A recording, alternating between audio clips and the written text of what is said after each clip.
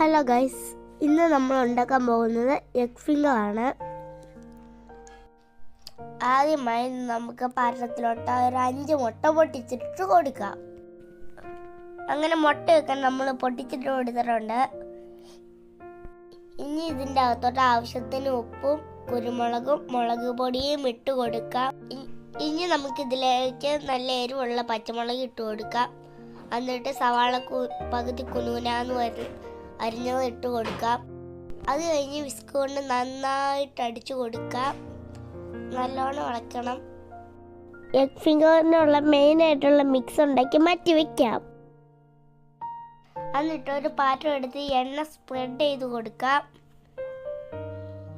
എല്ലായിടത്തും നല്ലോണം പറ്റണം. ഇനി മസ്റ്റായിട്ട് ഓയിൽ തൂത്ത് കൊടുത്തിട്ട് നമ്മൾ മിക്സ് ചെയ്ത് വെച്ച മുട്ടയുടെ ഇതൊഴിച്ച് കൊടുക്കാം. ഇതുപോലൊരു സാധനം വെച്ചിട്ട് അതിൻ്റെ ലെവലിൽ തന്നെ വെള്ളം ഒഴിച്ച് കൊടുക്കണം. അടുത്തതായി നമ്മൾ മുട്ട ഒഴിച്ച് വെച്ച പാത്രം വെച്ച് കൊടുക്കണം. ഇനി നമുക്ക് മൂടി വെച്ച് നല്ലോണം ആവി വേവിക്കാം. ഇടയ്ക്ക് ടൂത്ത് പിക്ക് വെച്ച് കുത്തി നോക്കണം വെന്തോ ഇല്ലയോ എന്ന് അറിയാൻ.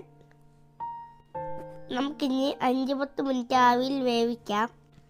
ചെറുതായി വെന്ത് കഴിയുമ്പോൾ നമുക്ക് അടുപ്പത്തു നിന്ന് എടുക്കാം. എന്നിട്ട് അത് മറിച്ചിടണം. മറിച്ചിട്ട് ചെറിയ ചെറിയ പീസായിട്ട് കട്ട് ചെയ്യാം.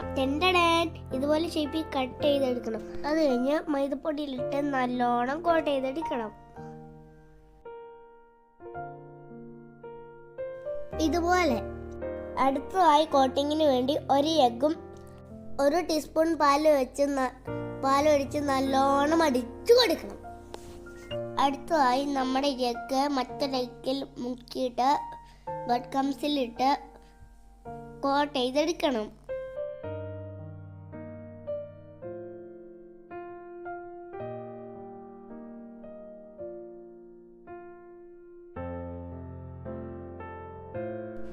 നമുക്ക് നമ്മൾ ഫുൾ എഗ് പീസും കോട്ട് ചെയ്തെടുത്തിട്ടുണ്ട്. ഇത് പൊരിച്ചെടുക്കാൻ നമുക്ക് അടുപ്പത്തൊരു പാത്രം എടുത്ത് വയ്ക്കാം. അതിലേക്ക് 1 കപ്പ് അളവിൽ എണ്ണ ഒഴിച്ചു കൊടുക്കാം. എണ്ണ തിളച്ച് വരുമ്പോഴത്തേനും കോട്ട് ചെയ്ത എഗ് പീസ് നമുക്ക് ഇട്ട് കൊടുക്കാം.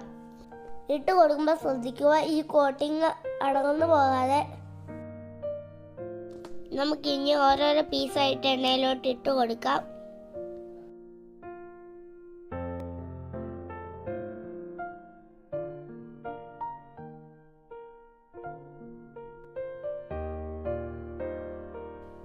എണ്ണയ്ക്കകത്ത് കിടന്ന് നല്ലോണം വാങ്ങുന്നു വരട്ടെ. ഒരു സൈഡ് മുരിഞ്ഞു വരുമ്പോൾ അടുത്ത സൈഡ് തിരിച്ചിട്ട് കൊടുക്കാം.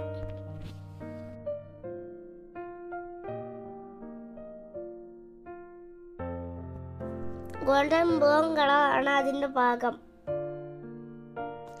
2 സൈഡും ഗോൾഡൻ ബ്രൗൺ കളറായിട്ടുണ്ട്. നമുക്കിനി പാത്രത്തിലോട്ട് ഇട്ട് കൊടുക്കാം.